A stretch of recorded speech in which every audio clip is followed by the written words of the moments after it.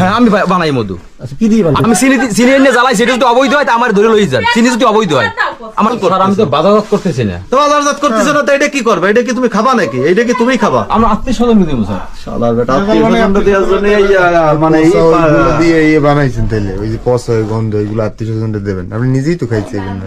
আমি নিজে খামু তো। তা তুই খাইস কেন? এই যে এসে যে থানায় যে 2 কেজি খেয়ে দেয়স কেন? ঠিক আছে সেইটাই করেন আর কি আপনাদের। রিয়াদুল ভাই এটা বানানা না নিয়ে যাইতে হবে মানে পাওয়া গেছে। মধুদ্রা হ্যাঁ এই এছাড়া পচা কয় বছর আগে ভাই এটা? কয় বছর আগে? এই বছর পচা পচা গেল কম বেশি দেয় এটা দিয়ে সেন্ট এটা দিয়ে হইলে তোমার ওই যে উপরে মধু মধু ভাসে, এই যে উপরে যে ভাসে না আবার এইটা। আচ্ছা এই যে আপনার রয়েছে ও জায়গা তো করেছেন তো বাইরে, এই জ্বালতেছেন তোর ঘরের ভিতর না, ওটা তো আপনার বাড়িতেই পাওয়া গেছে। ওই বন্য বাড়ি